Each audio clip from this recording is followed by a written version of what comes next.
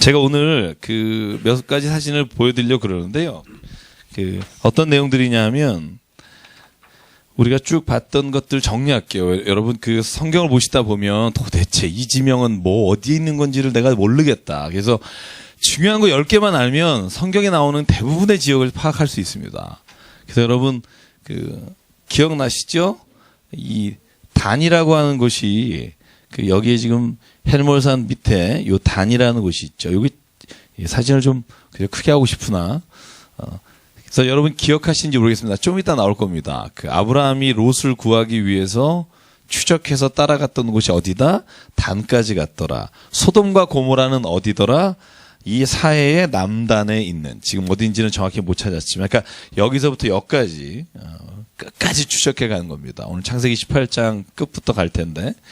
그 다음에 여러분 예루살렘 그러면 예루살렘이 어디 있는지 궁금하시잖아요. 그죠? 사해 끝, 그러니까 사해 맨 위하고 거의 같은 지점에 있고요. 여리고가 여기 있습니다. 그래서 여러분 예수께서 하신 비유 중에 어떤 사람이 여리고로 내려가다가, 기억나세요? 여보세요? 정신 차리세요? 여리고로 내려가다가, 그죠? 저 카메라 하시는 것 때문에 거의 이기사 집사님이 안 보이시는데 제가, 원래는요, 우리가 지정학적으로 보면 예루살렘에서 여리고로 올라갑니다. 그죠? 올라갑니다.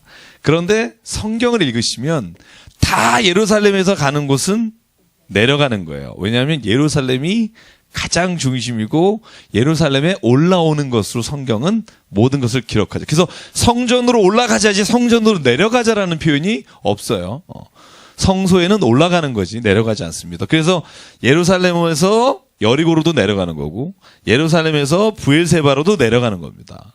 그래서 기억해야 하셔야 될 지명 몇 가지 중에는 단과 브엘세바. 왜냐하면 단에서 브엘세바가 이스라엘 전체를 뜻하는 말로 쓰인다고 말씀드렸고, 예루살렘 위에 베들레헴이 있습니다. 그러니까 아래 베들레헴이 있고요. 그 아래에 헤브론이 있습니다. 그래서 헤브론은 여러분 잘 아시겠지만 오늘 23장과 25장을 하다 보면 나오는데 아브라함과 사라가 죽어서 헷 족속에게 땅을 사서 여기에 장사를 지낸 곳. 지난주에 말씀드렸죠. 지금 예루살렘과 그러니까 이스라엘과 팔레스틴이 싸우는 접경의 가장 큰 이유가 이 헤브론이라는 곳입니다. 절대로 이스라엘 사람들은 여기를 못 내주는 겁니다. 팔레스틴한테. 근데 지금 팔레스틴 거주지역으로 지금 헤브론이 돼 있기 때문에 그래 헤브론에 지금 정착촌을 짓고 살고 있다 말씀을 드렸고요. 그 다음에 조금만 더 올라가면 여기가 실로입니다. 실로는 사무엘 상하에 제일 많이 나오죠. 왜냐하면 사무엘이 머물던 곳이 실로입니다. 여호와의 법궤가 있던 곳이 실로입니다. 그래서 실로가 단에서부터 브엘세바의 거의 중간쯤이에요. 그죠? 그 밑에 베델 오늘 나오고요. 창세기 12장에도 나왔고요. 20장에도 나오고요. 베델은 계속 나옵니다. 28장에 왜 나오냐 하면 오늘 아마 제가 볼 때 28장까지밖에 못 가지 않을까 이런 불안한 마음이 있습니다만 28장에 여러분 기억하십니까? 야곱이 저기 하란으로, 하란은 이 오른쪽입니다. 헬몬산로에서 오른쪽으로 꺾여져서 그 위로 하란의 그 삼촌이 살잖아요. 라반의 집으로 창세기 28장에 쫓겨가다가 너무나 서럽고 뭐 지가 잘못해서 가는데도 사람이 서러운 거예요. 여러분 그런 거 아시죠? 자기가 잘못해서 어려움을 당해도 서러운 건 마찬가지예요. 자기가 잘못해서 어려움을 당한다고 해서 그 어려움이 뭐 당연하다고 받아들이지 않아요. 야곱이 눈물 닦고 거기서 이 베델에서 잠이 들잖아요. 베델에서 잠이 들었을 때 무슨 일이 일어나죠? 하나님의 사자가 사다리를 타고 천사가 오르락 내리락 하는 걸 꿈 가운데 보고 하나님의 천사가 축복하잖아요. 야곱아, 지금은 네가 비록 형 에서를 피해서 도망가지만 나중에 다시 이 땅으로 내려와 너가 정착할 것이고 아브라함에게 창세기 12장에 내렸던 똑같은 복을 주십니다. 네가 큰 나라를 이룰 것이며 너로 말미암아 모든 열방이 복을 받을 것이다. 제가 아브라함이 가진 큰 복 중에 복이 뭐라 그랬죠? 세 번째 복, You will be a blessing. 네가 복이 될 것이다. 그리고 맨 마지막에 네가 복이 되는 이유는 뭐냐? 너로 하여금 all people will 뭐라고 돼 있죠 거기에? 여러분 기억 안 나세요? 모든 열방이 너로 말미암아 복을 받게 될 것이다. Will be blessed through you.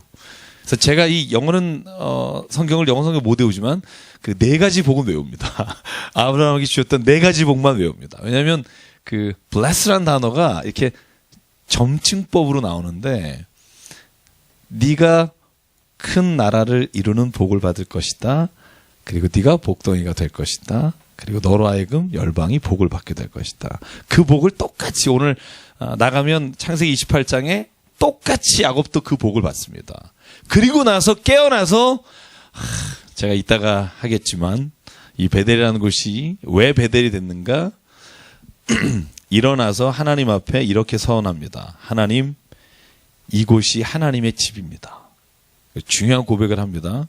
자, 우리 한번 봅시다. 보는 김에. 어차피 28장까지 오늘 나가기로 마음을 먹었기 때문에 28장에 보시면 여러분 밑줄 그어놓으시고요. 창세기 28장 16절인데요. 보시면 28장 16절에 제가 이거 오늘 그 말씀 준비하면서 제 은혜 받은 것 중에 하나가 여기인데요.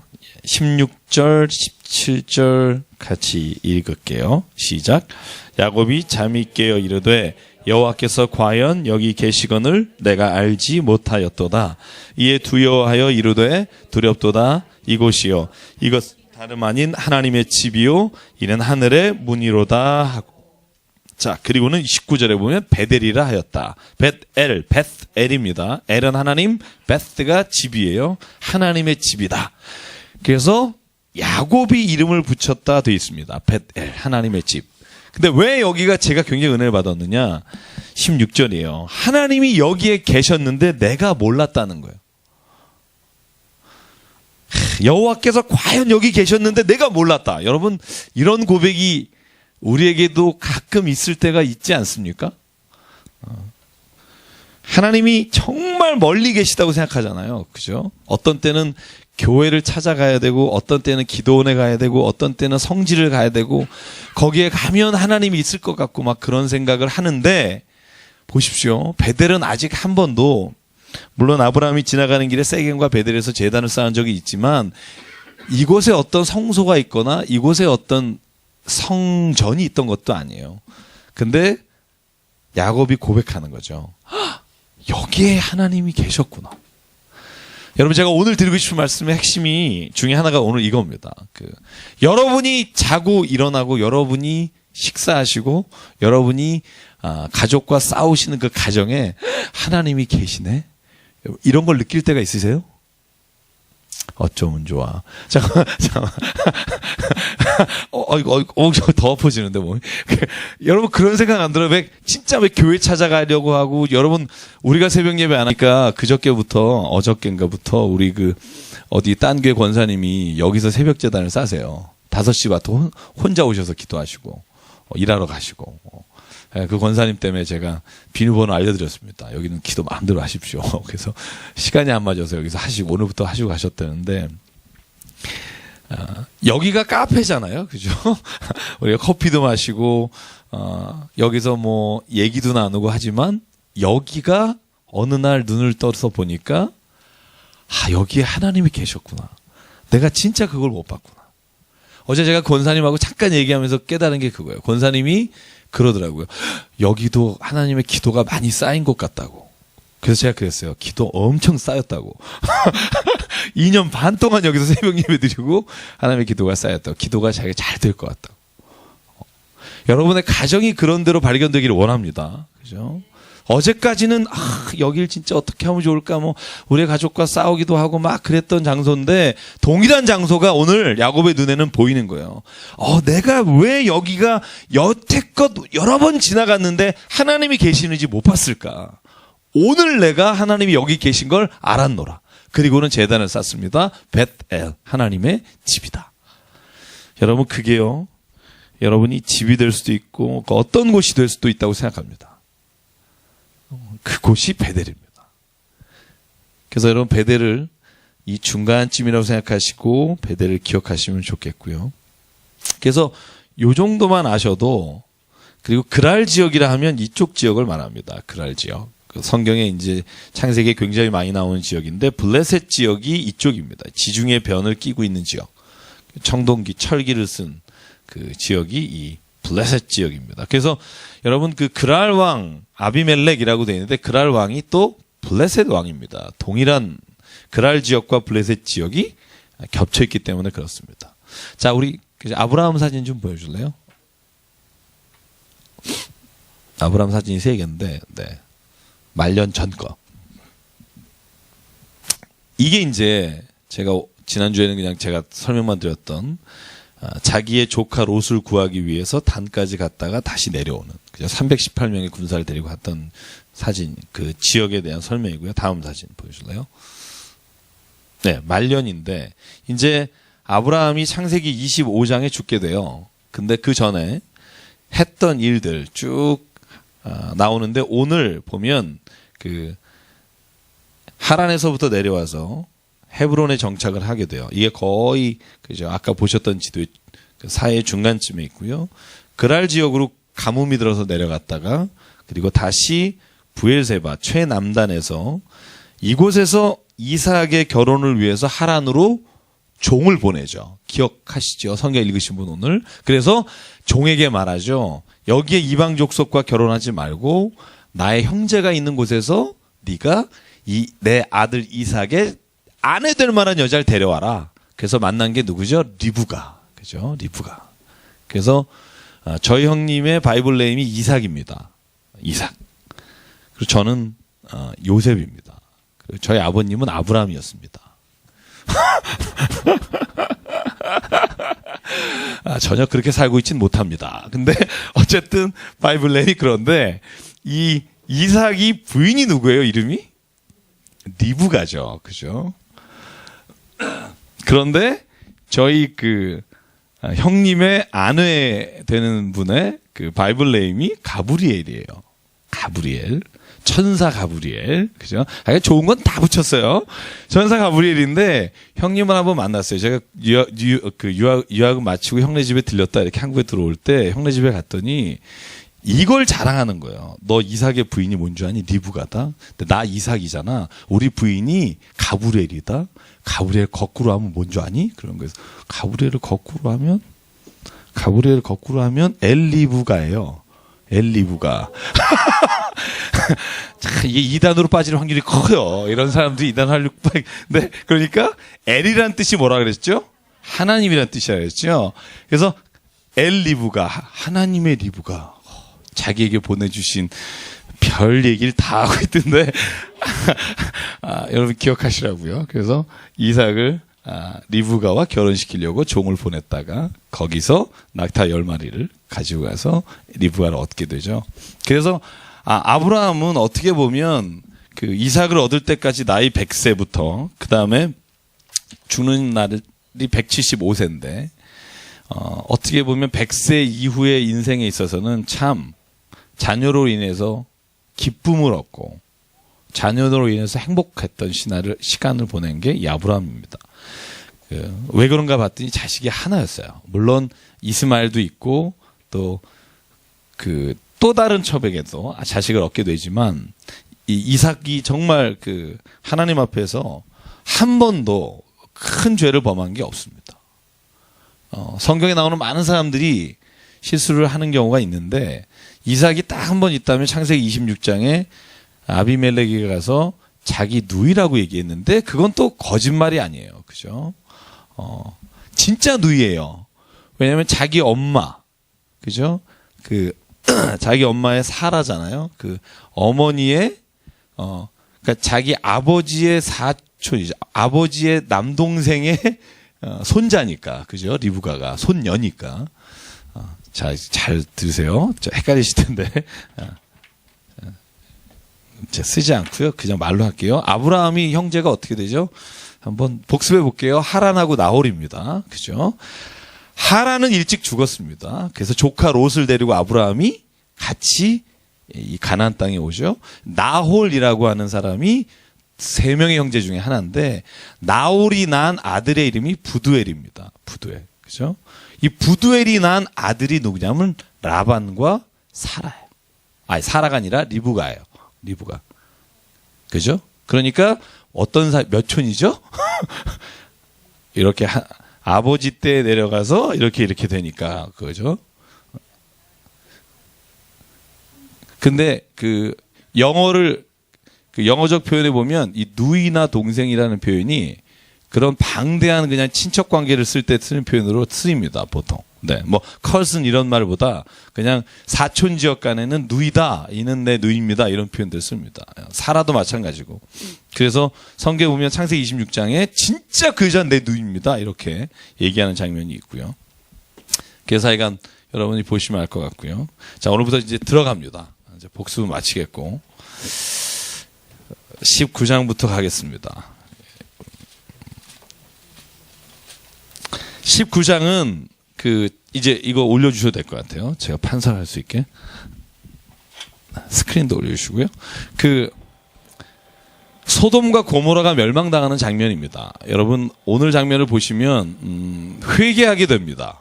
회개하는 얘기가 굉장히 많은데, 제가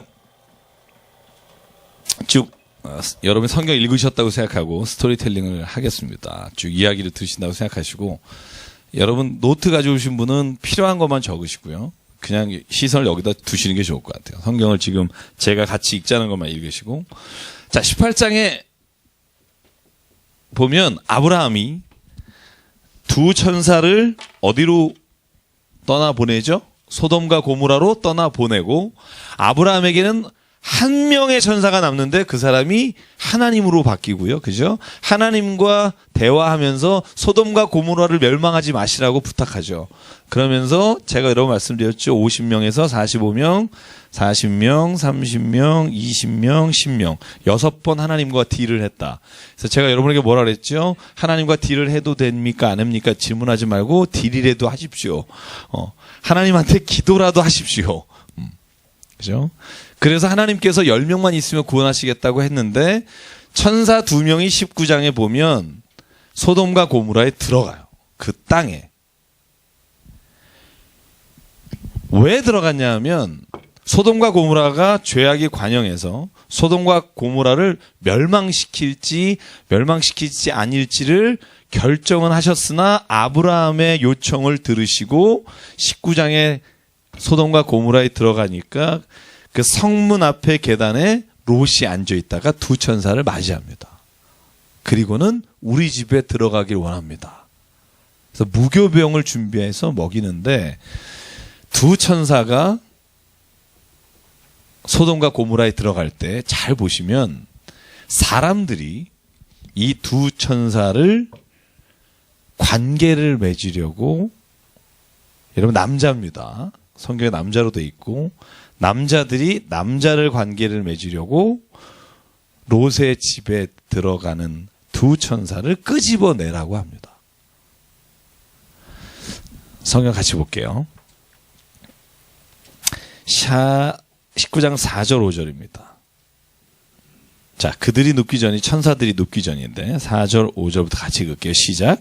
그들이 눕기 전에 그 성사람 곧 소돔 백성들이 노소를 막론하고 원근에서 다 모여 그 집을 에워싸고 롯을 부르고 그에게 이르되 오늘 밤에 내게 온 사람들이 어디 있느냐 이끌어내라 우리가 그들을 상관하리라. 상관하리라, 이게 NIV 성경이 이렇게 써 있습니다. 영어 성경에 We can have sex with them. 그와 함께 자겠다. 우리 한국은 이렇게 번역하는 게 조금 부담스러우니까 우리는 그냥 상관하겠다 이렇게 개역 성경부터 번역을 합니다. 그래서 상관하겠다는 말은 관계를 맺겠다는 말이고요. 그 말을 듣고 롯이 어떻게 하냐면 자기의 두 딸을 내주게 됩니다. 그렇게 요청합니다.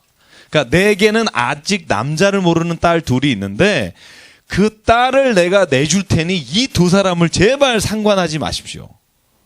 그런데 그 마을 사람들이 전체가 몰려들어서 그 여자들은 필요 없고 이 남자들을 내놓으라고 그럽니다. 그러니까 롯이 그렇게 할 수 없다고 하니까 롯을 죽이려고 하자 두 천사가 롯을 집 안으로 끌어들이고 거기 주변에 있는 모든 사람들이 눈을 멀게 합니다. 여러분, 소돔과 고모라를 이 두 천사가 가서 정말 이 땅이 정말 사람들이 어떤가라고 보러 갔는데 그 모든 장면을 통해서 천사들이 결정합니다. 이곳에 하나님이 심판이 내리실 건데 도망갈 사람들을 모아라. 그리고 부탁하기를 너의 두 딸이, 성경에 보면 몇 절이냐면 14절에 보면 딸이 이미 약혼자가 있어요. 그 결혼을 약속한 두 사람, 예비나위들을 데리고 가자. 그래서 실은 롯과 두 딸, 롯과 아내와 두 딸이 아니라 사위까지 데리고 가고 싶었는데 성경을 보십시오. 14절 같이 읽을게요. 시작. 롯이 나가서 그 딸들과 결혼할 사위들에게 말하여 이르기를 여호와께서 이 성을 멸하실 터이니 너희는 일어나 이곳에서 떠나라 하되 그의 사위들은 농담으로 여겼더라. 아멘. 농담으로 여겼더라. 농담으로 여겼더라. 여러분, 이 말이 창세기 6장에 노아가 방주를 지면서 동네 사람들에게, 자세한 내용은 거기 안 나옵니다만 사람들에게 말했을 때, 대답했을 때 사람들이 노아가 정신이 나갔다고 생각을 한 것처럼 이 롯의 사위가 될 사람들도 농담으로 여긴 겁니다.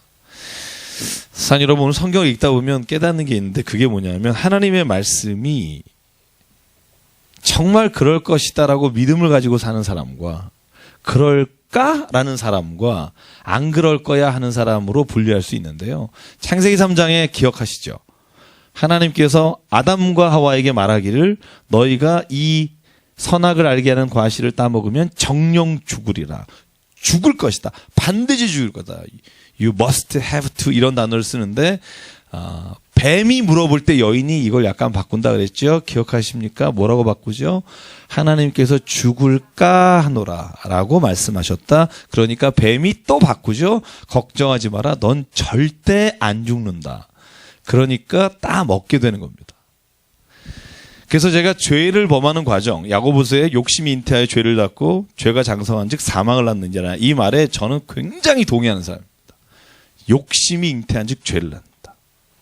여러분, 모든 죄가 어디에서 오느냐? 지나친 욕심에서 옵니다.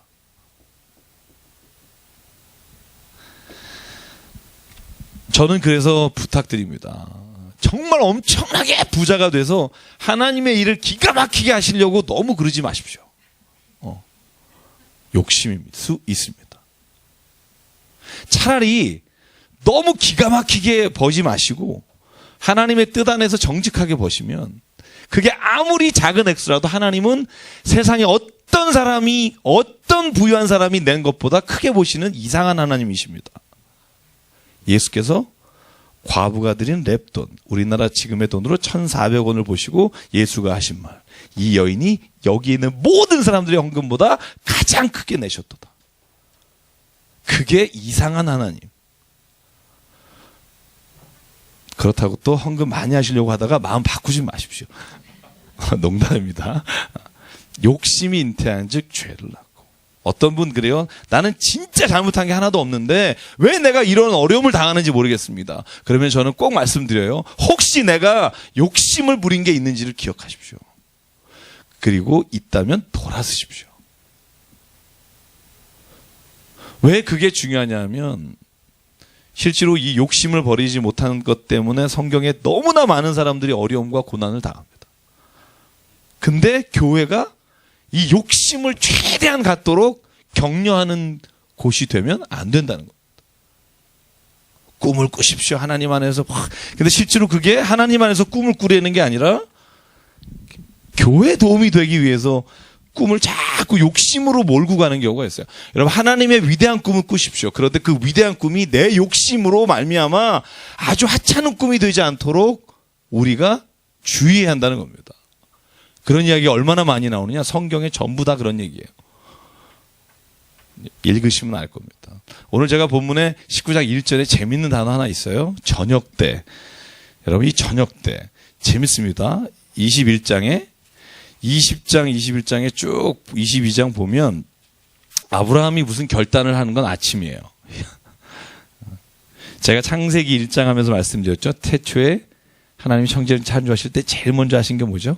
첫날 하신 거 딱 하나라 그랬죠. 뭐 빛이 있으라 하시니 빛이 있더라. 이 빛은 우리가 보는 해와 달의 빛이 아니라 본원적인 빛. 정말 하나님의 그 선하시고 하나님의 그 기쁘시고 놀라우신 그 빛. 여러분, 그 빛이 창조의 시작이고요. 저는 가끔 그런 생각해요. 저녁이 없으면 이 땅에 죄가 뭐 없지 않을까. 대개 모든 죄가 언제 일어나냐면 저녁에 일어나요. 어두울 때. 아직도 어두운 밤인가? 그죠? 그래서 이런 텔레비전에 뉴스 나오잖아요. 세상에 이런 일이 백주 대낮에 일어났습니다. 왜? 낮에는 잘 안 일어나는 일들이 낮에 일어나면 희한한 거잖아요. 제가 그래서 가끔 요번에 그 묵상하다 그런 생각했습니다. 하나님 왜 저녁을 만드셨어요? 저녁이 없으면 세상에 악한 일이 많이 없을 텐데. 네, 우리 정숙희 집사님 안식하고 쉬라고, 그죠? 그러니까 우리가 이렇게 얘기한다는 거죠. 하나님 저녁이 없었으면 죄를 안 졌을 텐데 왜 이렇게 어두운 걸 만드셔서 나로 하여금 죄의 유혹을 갖게 하십니까? 하나님 뭐라 하실 것 같아요? 내가 너 유혹하려고 저녁을 만드는 줄 아니? 잘하고 만들었다. 잘하고 만든 것을 유혹의 시간으로 밖에 나가서 쓰는 건 너지. 저녁을 만든 사람의 잘못이 아니라는 겁니다. 여러분, 경찰관은요, 여러분 경찰을 볼 때 여러분 대부분의 때는 굉장히 경찰이 고마워요. 물론 경찰이 있는 곳에 교통이 더 막힌다고 하는 이상한 불편한 짓이 있는 건 사실이지만 경찰을 보면 막 내가 무슨 안 좋은 일을 당할 때 도움을 줄 것 같고, 그죠? 우리 집이 뭔가 도둑이 들어올 때 왠지 든든하잖아요, 그죠? 근데 어느 순간에 경찰관이 무서울 때가 있어요. 신호 위반하고 가고 있을 때 뒤에 오는 모든 차 중에 경찰이 있는지 백밀러를 보게 돼요. 믿으시면 아멘 하시. 왜 언제 경찰이 두근두근해요? 여러분 솔직히 그런 경우 없어요? 이렇게 차를 주차하다 퉁 댔는데 앞에 범퍼를 받았어요. 근데 기스가 나는지 안 나는지 확인하고 싶지 않아요. 다만 마음으로 기도할 뿐 CCTV가 없게 해주시옵소서. 그죠? 저만 그러나요? 여러분은 전혀 깨끗해서 안 그러시고, 그죠? 그럴 때 두려워요. 혹시 주변에 경찰이 계신가? 여러분. 그러니까 경찰관이 두려울 땐 경찰관이 나쁜 게 아니라 경찰관이 있음으로 해서 내가 두려운 마음이 드는 일을 했기 때문에 두려운 거고요. 창세기 3장에서 아담과 하와가 제일 처음에 죄를 졌을 때 가장 먼저 한 일이 뭔지 아십니까? 하나님을 피해 숨어요. 하나님이 무서워져요. 근데 성경에요, 그 전에는 하나님과 함께 거닐었다고 돼 있어요. 하나님이 오면 너무 좋은 거예요. 여러분, 우리가 하나님이 어떤 분인지는 잘 모르지만 하나님께 기도하고 하나님이 내 안에 임하셨을 때 기쁘잖아요. 여러분, 그런 거 체험하시지 않습니까? 평화가 오잖아요. 문제는 그대로 있으나 내 마음에 주님 주신 평화가 있는 거. 그게 하나님을 내가 만났을 때 느끼는 그 놀라운 감정이잖아요. 근데 그 하나님이 두려워지기 시작한 거예요. 왜? 내가 죄를 짓기 시작하니까. 여러분, 그래서 세상에는요, 저희 딸이 난리가 났네요. 네. 괜찮습니다. 네. 다친 줄 알고 지금. 그러니까 보니까 성경에 보면 저녁 때라고 하는 말이 그렇게 많지 않은데 저녁 때 일어난 일이 대부분들이 안 좋은 일들이 참 많습니다. 이따가 19장 마지막에도 여러분, 롯의 두 딸들이 아버지를 범해서 자식을 낳는 것도 마찬가지고 모든 것들이 그렇습니다. 그래서 제가 말씀을 준비하면서 깨달은 게 뭐냐면 하나님이 주신 좋은 것을 좋은 것이라고 여길 수 있는 마음을 가지고 사는 거, 그게 축복이라고 생각합니다. 20장 한번 잠깐 볼까요? 다음 페이지에 20장, 오늘 19장을 조금 뒤로 두고 20장에 보면 제가 20장 6절을 한번 읽을게요. 같이 20장 6절 시작. 하나님이 꿈에 또 그에게 이르시되 내가 온전한 마음으로 이렇게 한 줄을 너를 막아 내게 범죄하지 아니하게 하였나니 여인에게 가까이 하지 못하게 함이기 때문이니라. 아멘. 이 장면이 뭐냐면요, 아브라함이 그랄 왕 아비멜렉 지역에 내려가서 부인을 동생이라고 했고요, 아비멜렉이 너무나 아름다운 여인이기 때문에 자기의 아내로 취하려고 데려왔는데 하나님께서 막아주셨습니다. 너 죽는다 이렇게 해서 막아주셨어요. 왜 막아주셨느냐? 6절에 보면 너가 범죄하지 않게 하려고 너를 막았다. 여러분 여기서 제가 깨닫는 게 뭐냐면 하나님이 막으실 때 그 막아주시는 것에 순종하는 마음이 은혜입니다. 막아주시는 은혜. 제가 지난주에도 말씀드렸죠. 하나님은 언제나 우리가 죄 가운데 있을 때 우리를 돌이킬 시간을 주신다고. 항상 주십니다. 그런데 그 막아주실 때 그 막아주시는 것을 깨닫지 못했기 때문에 범하는 일들이 너무나 많다는 거죠. 그래서 롯도 마찬가지지만 우리가 인생을 살아가다 보면 순간순간 그런 유혹들이 있을 때가 있는데 막아주시지 않는 게 은혜라고 생각하는 사람이 있어요. 그죠? 성경에 보면 이렇게 말합니다. 내버려 두셨다.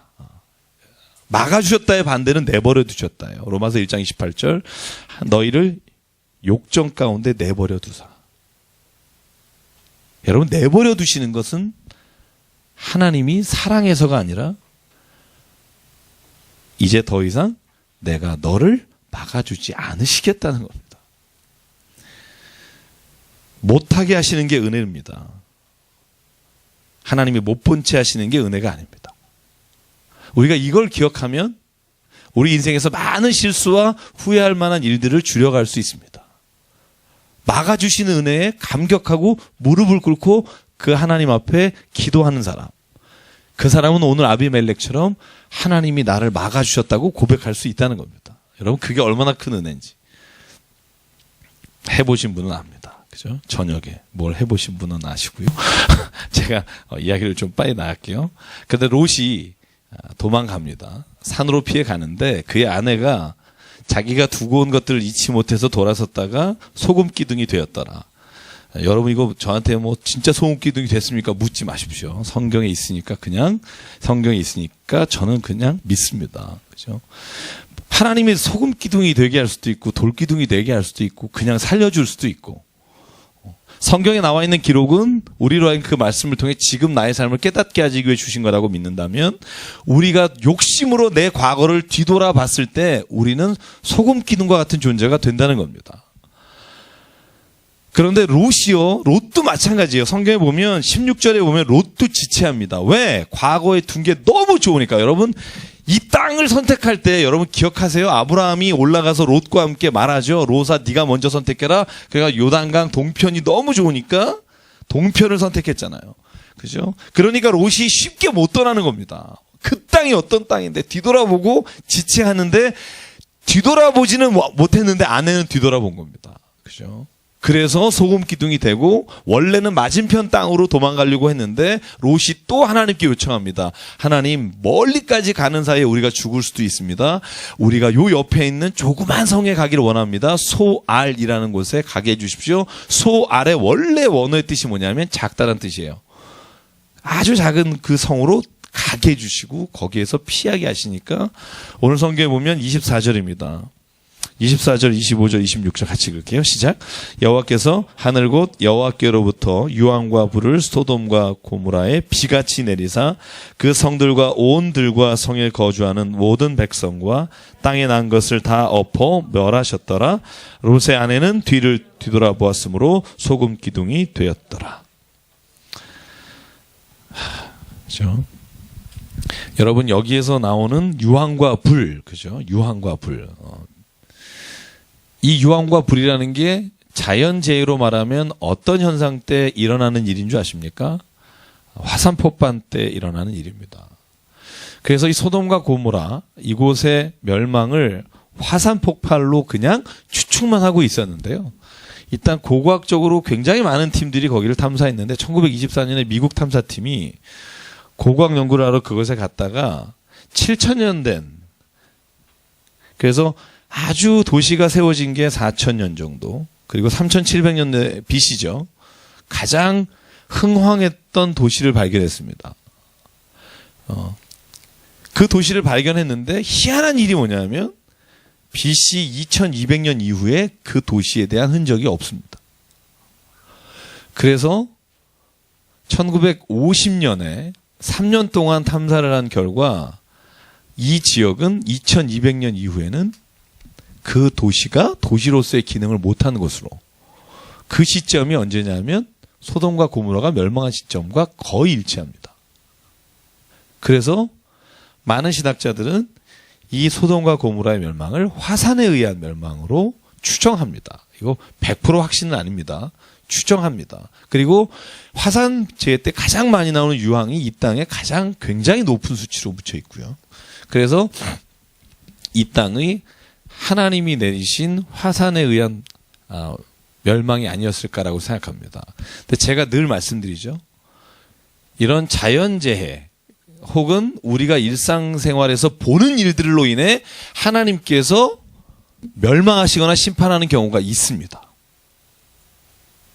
그런데 제가 늘 말씀드리고 강조하지만 어떤 자연재해가 일어났을 때 이것이 내가 하나님이 이러이런 것 때문에 여기를 멸망시키셨다고 내가 자의적으로 해석하는 거는 위험하다고 말씀을 여러 번 드렸습니다. 그죠? 어디 쓰나미가 왔는데 거기 교회가 없어서 그렇다는 둥, 이런 건 여러분이 하는 게 아닙니다. 하나님이 각자에게 깨닫게 하시는 거고, 우리는 마음속에서 그런 것들을 발견할 수 있는데, 하나님이 오늘 이 말씀을 주신 이유는 뭐냐면 당신의 일상에서 일어나는 모든 안 좋은 일들 혹은 내가 경험한 모든 황당한 경험들이 그냥 우연으로 왔을 수도 있지만, 그러나 내가 무엇인가 잘못한 것으로 인해 내게 일어났던 일상의 어려움들이 왔을 수 있다는 걸 보라는 겁니다. 자기는 안다는 겁니다. 자기는 깨달을 수 있다는 겁니다. 제가 주일에 설교 드린 것 중에 전남의 보성에서 세 자녀를 죽인 그 목사님 오늘 뭐 울면서 그 현장 검증하는 사진을 제가 봤어요. 저는 한 가지 사진을 보면 끝까지 추적하는 성격이라 끝까지 결론을 모르면 답답해서 안 돼요. 그래서 저는 뭐든지 끝을 모릅니다. 뭐 단어 하나든 뭐든. 근데 보니까 오늘 엄마는 울더라고요. 막 울면서 찍더라고요. 여러분, 감기가 걸린 게 아닌 거라는 거 아시죠? 그죠? 밥을 너무 많이 먹었대, 애들이. 그래서 이 밥 많이 먹는 귀신이 들렸다고 뒤로 팔을 묶고 자기네들은 하루씩 걸러서 금식하면서 애를 혁대로 파리채로 때린 겁니다. 일주일 동안. 쇼크 사일 확률이 크다는데 배고파서. 둘째는 진짜 아무것도 안 먹었고, 첫째, 셋째 배를 갈라보니까 걔네들은 엄마, 아빠 몰래 조금 음식을 먹은 걸로. 그래서 오늘 제가 부검 결과까지 봤는데 되게 마음이 아파요. 그죠?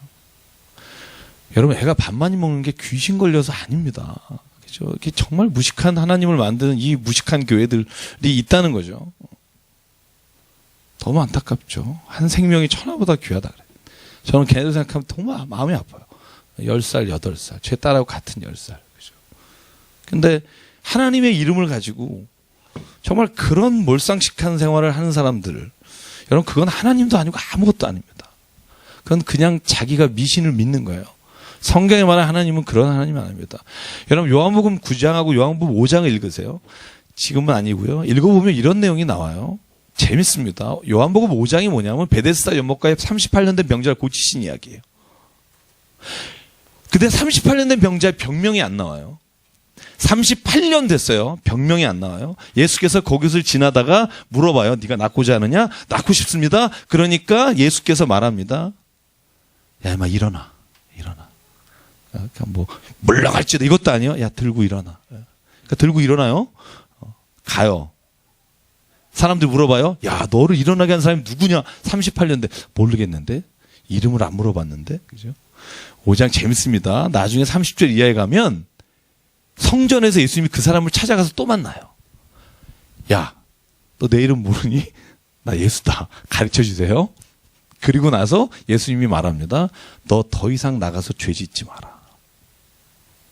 그러면 이런 것 같아요. 아, 그 병이 죄 때문에 왔구나. 이런 그런 느낌 들죠. 근데 그 병명이 뭔지는 몰라요.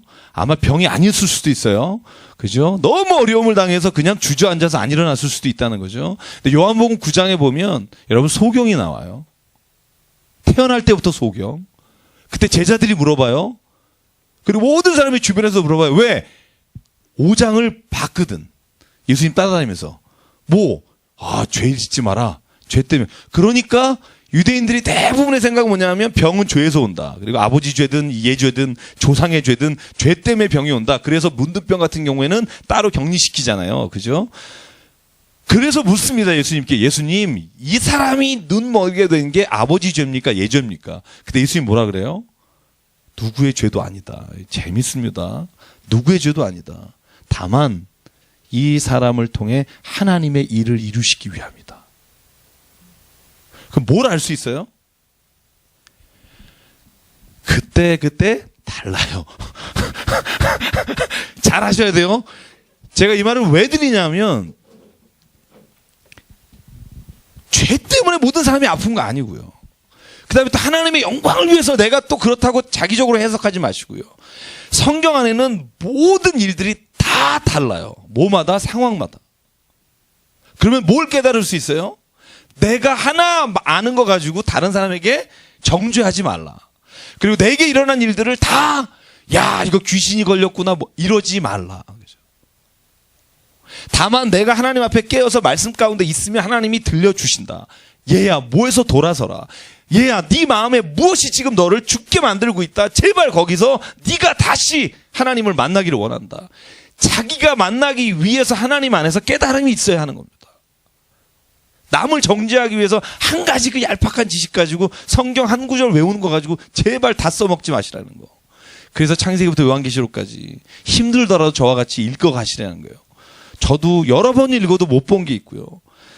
전 제가 이 책을 제가 만들고 있는데 만들면서 느끼는 게 너무 많은 거예요. 근데 여러분이 알고 있는 게 얼마나 되겠어요. 여러분 성경 아는 건요 정말 조적지열입니다. 너무나 작은 걸 알면서 다 아는 것처럼 교만한 자가 영적인 교만이에요. 그래서 하나님이 제일 싫어하는 자가 누구다? 교만한 자다. 왜냐하면 교만이라는 건요 다른 사람을 얕보는 거기 때문에 그렇습니다. 저도 지금 말씀을 배우고 있는데, 저도 지금 말씀을 날마다 공부하는데, 그러니까 하나님은요 정말 그 때마다 주시는 은혜가 있고 그 상황마다 주시는 은혜가 있고 일상에 일어나는 내게 일어나는 많은 일들을 통해 나에게 깨달음의 기회를 주신다는 거예요. 못 보면 그 기간이 오래 가는 거고 내가 일찍 깨달으면 하나님 안에서 해답을 일찍 얻게 되는 거고요. 그러면 자유함이 있습니다.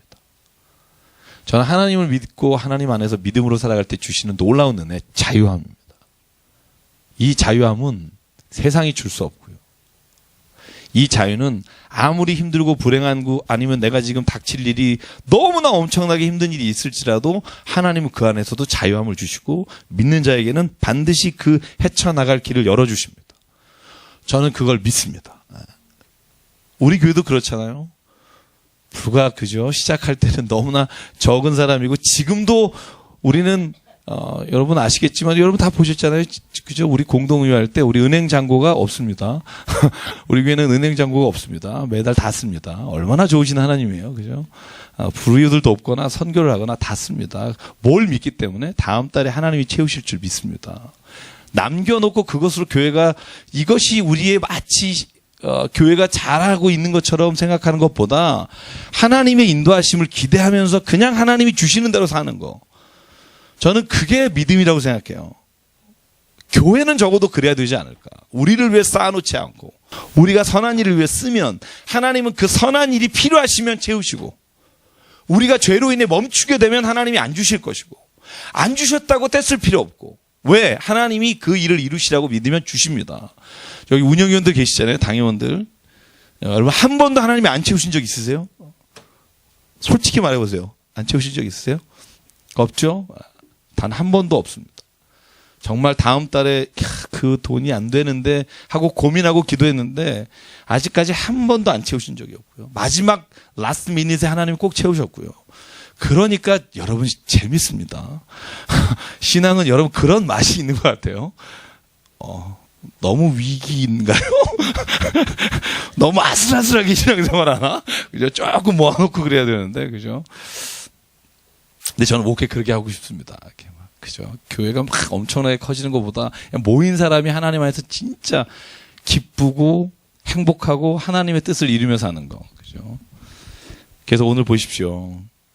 성경에 보면 이왕과 불, 이 자연재해라고 볼 수 있는 걸 통해 하나님이 이곳을 멸하셨다고 말합니다. 그리고 29절, 제가 지난주에 말씀드린 것 중에 하나가 이거죠. 같이 읽을게요. 시작. 하나님이 그 지역의 성을 면하실 때, 곧 롯이 거주하는 성을 엎으실 때에 하나님이 아브라함을 생각하사 롯을 그 엎으시는 중에서 내보내셨더라. 아민. 뭐죠? 하나님이 아브라함을 기억하사 롯을 구원해 주셨다. 여러분, 우리가 믿음 안에서 가정 안에 쓰면 하나님이 나를 통해 우리의 가정을 구원해 주신다. 죽고 나서 천국 가는 구원보다, 그리고 이 세상에서 하나님이 우리를 모든 상황 가운데서 구원해 주시는 은혜도 같이 기대하는 마음을 가져야 합니다. 한 사람이 세워지면 됩니다. 여러분, 이 은혜가 있기를 바랍니다. 19장 마지막에 이렇게 되어 있습니다. 두 딸과 롯의 이야기입니다. 참 기독교 역사 혹은 성경 안에서 안 일어났으면 하는 생각을 가지고 있는 거죠. 그렇죠? 아버지에게 포도주를 마시게 하고 두 딸이 들어가 잠을 잡니다. 왜? 자기의 약혼자들은 이미 다 소돔과 고모라에서 죽었고, 이제 소알이라는 조그만 성엔 아무도 없고 사람이 없는 그곳에 굴에서 살았어요. 여러분 잘 읽어보시면 사람을 만나는 게 두려운 겁니다. 그래서 산에 올라가 굴에서 셋이 살았습니다. 이게 롯이 자기가 트라우마가 있는 거죠. 트라우마가. 그러니까 그곳에서 사는 겁니다. 그러니까 딸 둘은 자기의 자식을 남길 수가 없으니까 아버지에게 술을 먹여서 들어갑니다. 술을 마시게 하고라는 말이 4번 반복되고요. 그리고 들어갔는데 아버지 롯은 전혀 기억하지 못하더라. 그런 말이 반복됩니다. 그래서 나온 족속이 모압과 암몬이라는 곳이죠. 그죠? 그 두 족속이 이 집안에서 나오게 됩니다. 제가 우리 월요일날 남성교회 모였을 때 우리 나이 많으신 분들이시지만 여전히 참 순진하시게 술 때문에 고민하시고 우리 그래서 같이 이야기 나눴습니다. 이 술을 어떻게 해야 되나. 비즈니스상 안 먹을 수도 없고. 그래서 제가 말씀드렸습니다. 술도 나쁘다고 말할 수 있지만 술 먹고 죄 짓는데 용기를 가는 게 더 큰 나쁜 겁니다. 오늘 술을 먹인 이유가 있잖아요. 술을 술로 먹은 게 아니거든요. 뭐 할 때 먹죠? 왜 먹죠? 술 먹고 아버지를 정신을 못 차리게 해서 자식을 가지려고. 술은 나쁜 겁니다. 왜냐하면 그것을 통해 죄로 가는 길로 삼기 때문에 그렇습니다. 저는 그래서 로마서 16장 16절 새벽기도 하면서 제가 홀리키스라는 단어를 가지고 설교했어요. 우리 새벽기도 한 세 분 오셨나? 그때? 그죠? 지난주 금요일이었나요? 지난주 금요일에. 홀리키스. 맞죠. 제가 그 남성교회도 말씀을 드렸지만 성경에 그 바울이 한 말 중에 이겁니다. 로마서 마지막 편지에. 얘들아, 누구누구를 소개한다. 그리고 너희는 거룩한 입맞춤으로 서로 입맞춤하라. 저는 키스가 거룩할 수 있다는 걸 처음 알았습니다. 홀리 키스라는 단어. 그죠? 우리가 생각했을 때 키스라는 건 남녀 간의 사랑을, 그죠? 혹은 인사할 때 쓰는 거지만 하나님이 이 키스를 거룩하게 하실 수 있다는 거죠. 원래 거룩한 거였다는 거죠. 그래서 제가 깨달은 거, 남성교회에서 말씀을 드렸기 때문에 길게 하지 않겠지만 거룩한, 하나님이 모든 창조하신 것은 거룩합니다. 인간이 그 거룩한 것을 타락시켰다. 이게 성경이 가지고 있는 거예요. 성도 마찬가지고 물질도 마찬가지고 관계도 마찬가지고 하나님이 거룩하게 창조하신 것을 인간이 타락하게 만들었다. 그게 바울의 증언입니다. 이 세상에 하나님이 주신 것 중에 거룩하지 않은 것이 없으나 사람이 그것을 더럽게 만들었느니라. 그렇죠? 그래서 여러분 이 19장의 사건은요, 오늘 우리에게 하나님 주시는 경고의 메시지라고 봅니다. 우리가 세상을 살아가면서 하나님이 나에게 주신 사인을 보라. 내 일상 가운데 일어난 일들이 우연히 일어났다고 생각할 수도 있지만 그 일들을 가만히 보면 그 안에서 우리가 하나님의 거룩한 뜻을 바라볼 수 있다는 겁니다. 그렇죠? 그렇게 되기를 바랍니다. 네, 그렇게 되기를 바랍니다. 성경에 보면. 창세기 20장은요, 제가 그냥 좀 쉽게 넘어갈게요. 그죠? 아브라함이 또, 그죠? 그랄 왕 아비멜렉에 내려와서 범죄하지 않게, 그죠? 자기를 누이라고 속였으나 범죄하지 않게 하시고요.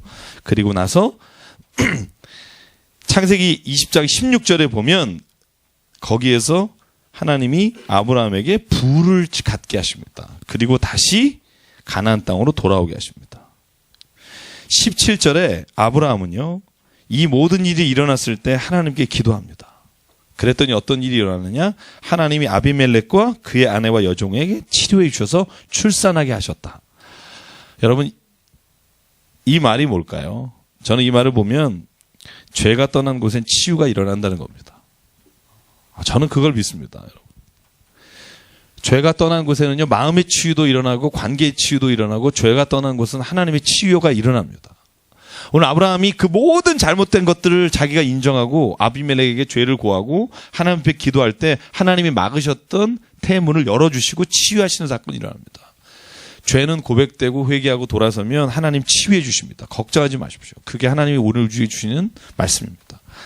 실수할 수 있으나 하나님은 돌아서는 자에게는 하나님께서 말씀해 주신다. 여기 꿈에서 하나님을 만납니다. 그죠? 그런 말들이 굉장히 많잖아요. 그죠? 요셉도 꿈에서 보고, 그죠? 꿈과 환상을 통해. 그래서 어떤 분은 그래요. 그래서 진짜 하나님의 사람은 꿈을 통해서 모든 일을 본다. 맞을까요? 틀릴까요? 애매합니다. 오늘 정해드립니다. 애매하죠. 그죠? 꿈을 통해서. 제가 아까도 말씀드렸지만 성경이요, 제가 써놨어요. 제가 한번 읽어드릴게요.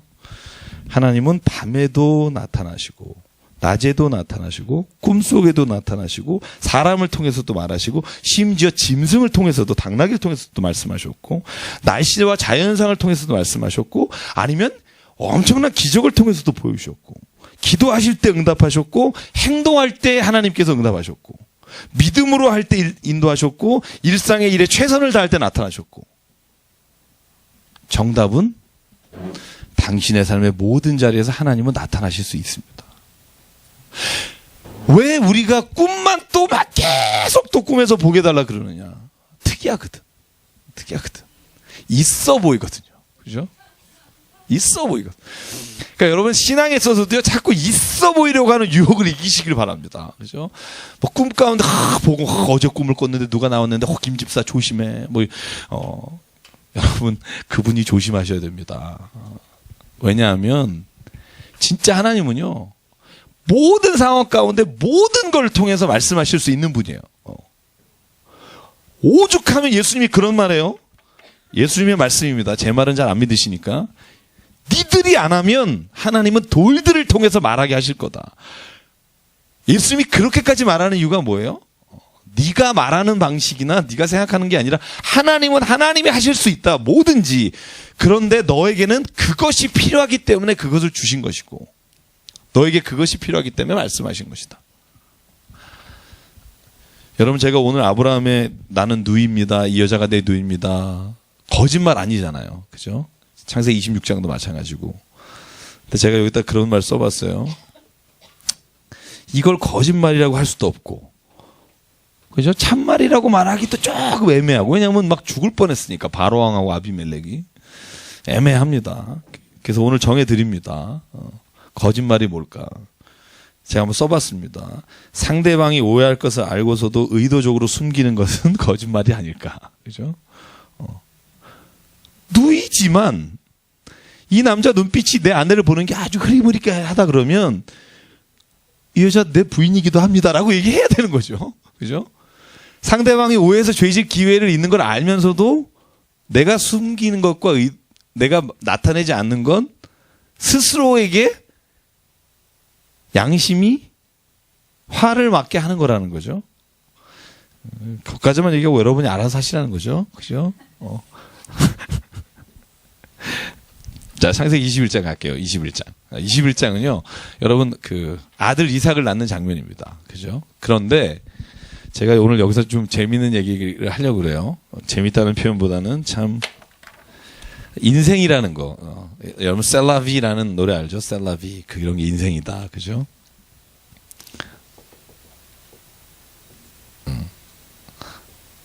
오늘 아들 이삭을 낳았잖아요. 그죠? 이스마엘이 나이가 몇 살이에요? 이삭이 낳았을 때 13살입니다. 그죠? 이삭을 낳으니까 집안이 잔치가 일어납니다. 그죠? 너무 행복한 일이 일어나요. 그죠? 25년을 기다렸는데, 나이 100살에 난 아들인데. 이삭을 낳고 나면서부터 이스마엘과 하갈에게는 비극이 시작됩니다.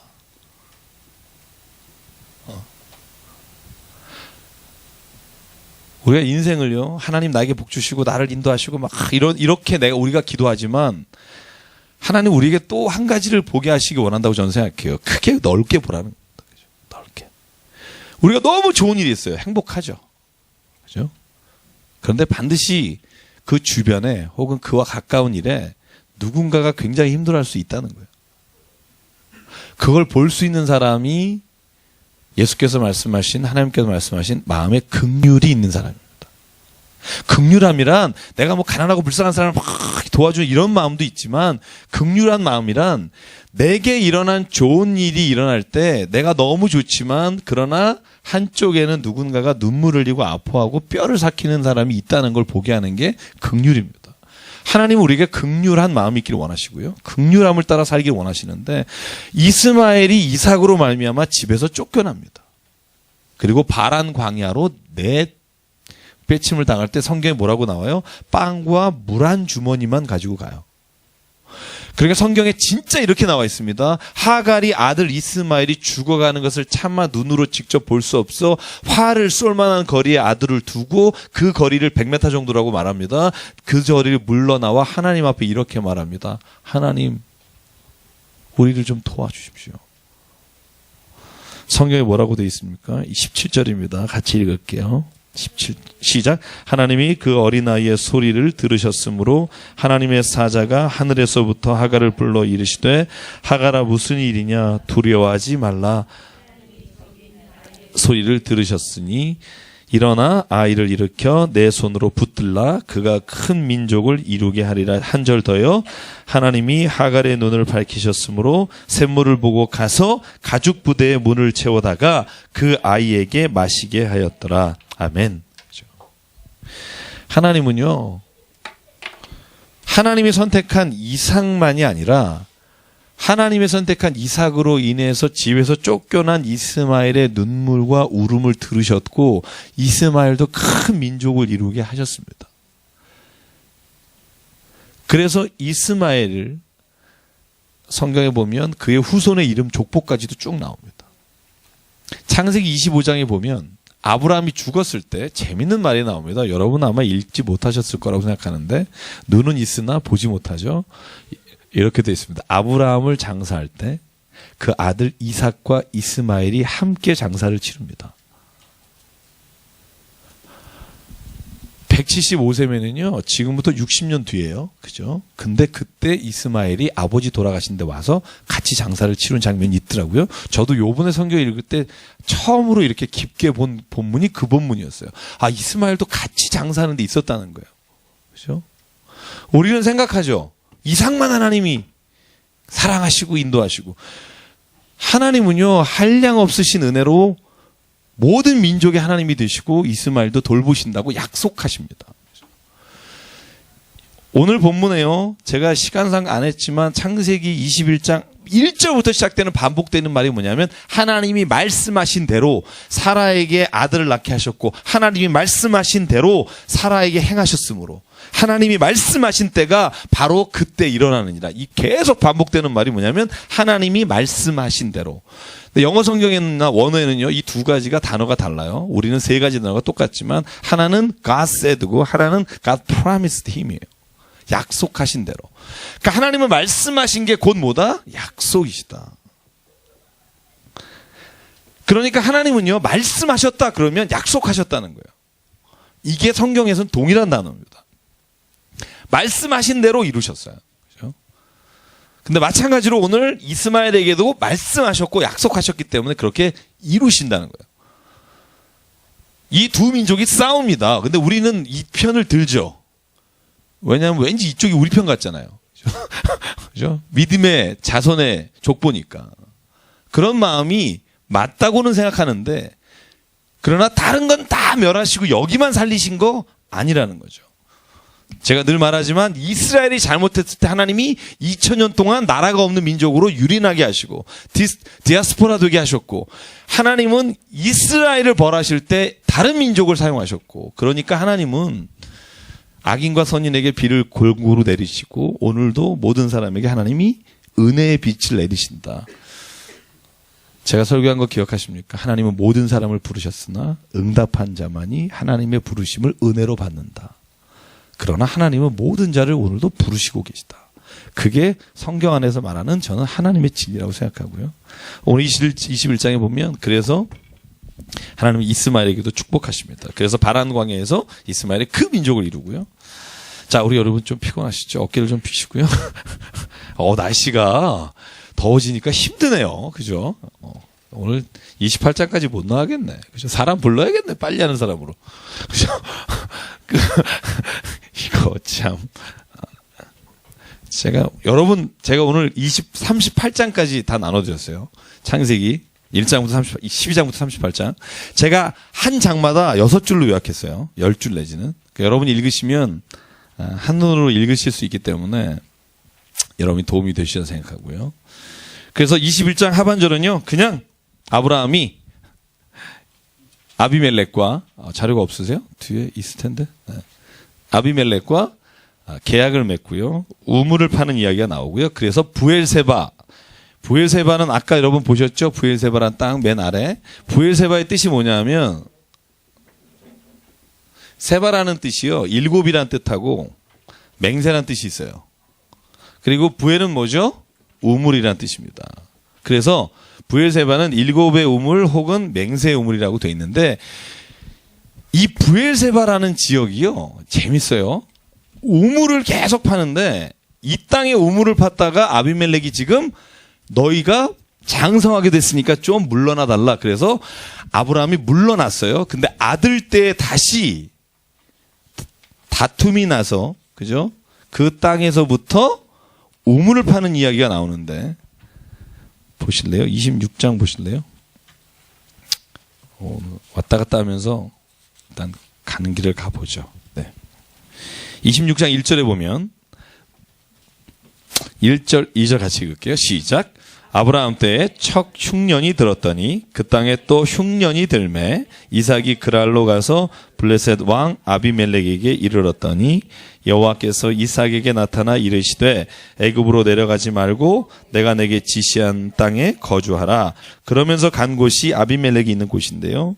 그러니까 아버지의 우물이 있는 데로 갔더니 그곳에서 그 우물을 파지 못하는 겁니다. 파지 못하게 되고 그곳에서 중간의 이야기는 좀 생략하고요. 이삭이 다른 우물을 팠어요. 아버지가 아브라함이 팠던 우물에서 못 가게 하니까 다른 우물을 팠는데 그 첫 번째가 뭐죠? 자, 몇 절이냐면요. 몇 절이죠? 20절. 근데 여길 또 아비멜렉 사람들이 뺏어버리고 쫓아요. 그러니까 신나 라고 하는 곳에 또 우물을 파서 이름을 신나라 그러고, 또 쫓겨나니까 뭐라고 그랬다? 르호봇. 예. 르호봇. 근데 여기를 3번이나 옮겼어요. 그죠? 제가 이걸 보고 예전에 한번 말씀드린 거 기억나시는지 모르겠습니다만, 이삭은요, 그냥 싸우지 않고 다툼을 걸거나 시비를 걸면 땅을 계속 물러나서 우물을 팔 때마다 르호봇이 나왔어요. 그러니까 우물이 나왔어요. 르호봇이 뜻이 뭐죠? 여기 성경에 보니까 르호봇은 넓다라는 뜻이에요, 원래. 그래서 그리고 이곳에서 다시 부엘세바로 올라가서 거기서 단을 쌓게 됩니다. 그래서 제가 그 우물과 관련해서 말씀을 드리면 꼭 기억나는 게 그거예요. 여러분이 하나님의 이름으로 다툼을 피하시면 하나님이 지경을 넓혀주신 은혜를 체험한다. 저는 그게 하나님 안에서 저는 우물을 생각할 때마다 제가 깨닫는 말씀이에요. 그래서 저와 여러분이 믿음의 사람이라면 이런 마음을 가지고 좀 세상을 바라볼 필요가 있다라는 생각을 갖게 되고요. 그래서 오늘 26장이 그런 말씀이고 21절과 제가 연결시켜서 봤고요. 제가 22장만 오늘 해볼게요. 22, 23, 24는 뭐 제가 그냥 딱 5분 안에 정리하고 끝내겠습니다. 잘 들으시고. 네. 자, 22장은요. 아브라함이 이삭을 바치는 장면입니다. 아들을 바치는 장면. 참 여러분은 바치실 수 있을까? 그렇죠? 아들을 바치라 그럴 때. 근데 제가 말씀드렸죠. 창세기 12장 할 때 아브라함은 왜 아들 이삭을 바칠 수 있게 되었을까? 25년 동안의 기다림이 이 자식은 내 자식이 아니라 하나님이 주신 자식이라는 확신을 갖게 했고 그 확신은 하나님이 원하신다면 하나님의 뜻 가운데 모든 걸 드릴 수 있습니다라는 마음을 주셨다. 하나님은 한 번도 창세기부터 요한계시록까지 아들이거나 사람을 들여서 제사를 드리는 것을 한 번도 받으신 적이 없습니다. 여러분 열왕기 하를 보면 므낫세라고 하는 왕이 나와요. 요시양의 할아버지인데 이 므낫세는요. 이 몰렉이라고 하는 신을 섬겼는데 이 몰렉은 뭐냐면 자식을 제물로 받는. 그래서 이 몰렉에게 아들을 바쳐요. 그것으로 인해 성경이 이렇게 말합니다.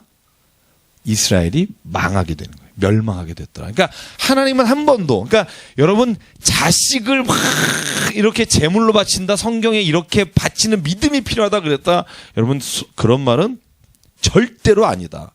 하나님은 여호와 일에 절대로 그런 일이 안 일어나도록 준비하시는 분이시기 때문에 그렇게 말하는 사람들은 뭐냐? 하나님을 말씀대로 믿는 게 아니라 자기가 하고 싶은 대로 믿는 사람이다. 그러니까 여러분 이삭의 사건을 보면서 깨달아야 될 거는 딱 하나입니다. 하나님은 우리의 믿음을 보시길 원하시지 우리가 황당한 일을 해서 하나님께 믿음을 꽉 자랑하기를 원하시는 것은 아니다라는 거죠.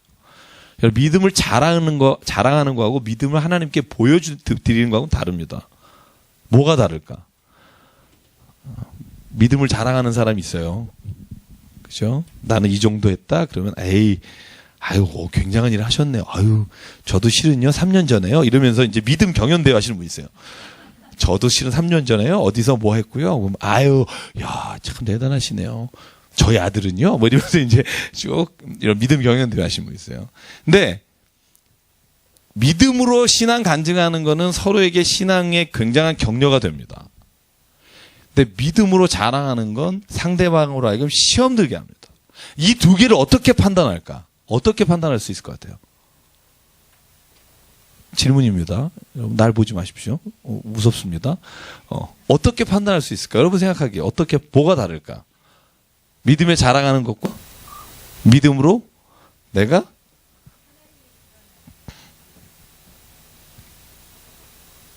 말하고도 좀 애매하시죠?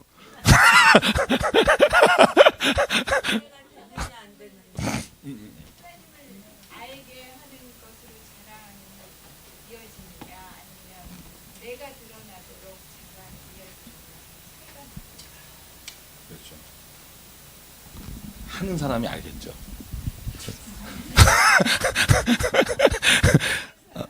듣는 사람도 알고, 그죠. 피차가 알겠네요, 그죠. 피차가 알 수 있는 방법으로, 그죠. 그래서 제가 생각하는 건 믿음으로 내가 고백하는 건 바울의 말씀이 가장 좋다. 약함을 자랑하는 거. 그러니까 이 말은 뭐냐면 내게 좋은 것을 말하지 말라 이런 건 아니고요. 제일 처음 우리가 믿음으로 고백한다라고 할 때 신앙의 고백은 나의 약함을 먼저 말하고 그 약함을 먼저 내가 하나님 앞이나 사람 앞에 고백할 때 그 약함을 어떻게 하나님이 나로 하여금 이길 수 있게 하셨는지를 하는 게 나는 간증이라고 생각하고요. 내가 이렇게 강한데 그 강한 이유가 뭐냐? 기도하니까 이렇게 됐다. 그러니까 이렇게 순서가 바뀌어지면 저는 믿음의 간증과 자랑이 달라진다는 생각을 해요. 바울이 고린도전서 12장에 말하잖아요. 내가 진짜 자랑할 게 막 열불이 터져요. 내가 가브리엘의 제자고 말이야. 막 쭉 얘기해요. 그죠? 화나니까. 그러다가 뭐라고 말하냐면 그러나 내게 있는 좋은 것, 내게 있는 강한 것을 말하지 않기를 원한다. 왜냐하면 내가 진짜 나의 약함을 하나님 앞에, 사람 앞에 고백할 때 하나님의 강함이 드러나시기 때문입니다. 그러니까 저는 이 원칙을 가지고 우리가 간증하고 말씀을 나누면, 그러면 하나님이 그 안에서 그 간증을 통해서 하나님이 사람들에게 하나님에 대한 기대를 갖게 한다고 생각하고요. 근데 만약에 믿음으로 자랑을 하기 시작하고 내 강한 게 왜 그렇게 됐는지 너도 한번 이렇게 해봐라고 말하는 매뉴얼을 주는 사람, 위험합니다. 그렇죠? 왜냐하면 매뉴얼은 내 게 아니고 매뉴얼은 하나님 거예요. 그러니까 이 사람에게 어떻게 역사하실지는 하나님이 가지고 계신 카드고, 내가 말하는 카드는 뭐냐면 나는 이런 상태에서 하나님 앞에 기도했습니다. 이러한 상태에서 내가 하나님을 바라봤습니다라고 하는 게 내가 말하는 전부고, 이루시는 분은 하나님이시니 그가 그의 뜻대로 그의 사람에게 응답하실 것이다. 저는 그걸 믿습니다. 여러분 오늘 이 시간 여러분 기도하는 제목이 많은 분 있는 줄 압니다. 근데 저는 내가 하나님 앞에 믿음으로 구하고 간구하고 나가면 하나님이 정말 희한하게 길을 열어주시는 걸 체험해요. 이건 정말 그 모든 믿는 사람들이 가지는 간증입니다. 하나님은 하나님을 바라보고 하나님을 신실하게 당신 앞에 믿기 살기로 하고 믿기로 작정하고 그의 삶을 돌이키는 자에게는 하나님이 반드시 길을 열어주십니다. 돌이키십시오. 전 아브라함이 오늘 아들을 드리는 장면을 보면서 깨닫는 게 있습니다. 그게 뭐냐면 하나님 앞에 고통의 시간을 견디고 난 아브라함에게는요, 하나님께서는 그의 방법대로 이루시고 그의 방법대로 아브라함을 사용하시는 걸 보게 됩니다. 저와 여러분 이렇게 쓰임받길 원합니다. 그래서 여러분 우리가 다음 주에 만났을 때 정말 우리 일찍 오셔서 좀 그런 얘기도 좀 하시면 좋겠어요. 그죠? 다 바쁘시고 직장 끝나고 오시냐 그렇지만 나에게 일어났던 하나님이 이런 일이 있습니다. 간증이 있으면 좋겠습니다. 그죠? 오늘 간식 담당하시는 집사님께서 미국 가셔서 오늘 간식이 왔나요, 그래도? 참 대단하신 분입니다. 너무 미국에 갔으나 간식은 보내시는 이런 참 불편한 진실. 너무 감사하고요. 네. 하여간 오늘도 정말 주님 말씀으로 일주일 동안 우리가 살아가기를 원합니다. 힘드실 때 성경에 일어난 많은 일들과 많은 사람들의 믿음이 우리의 믿음이 되기를 바라고요.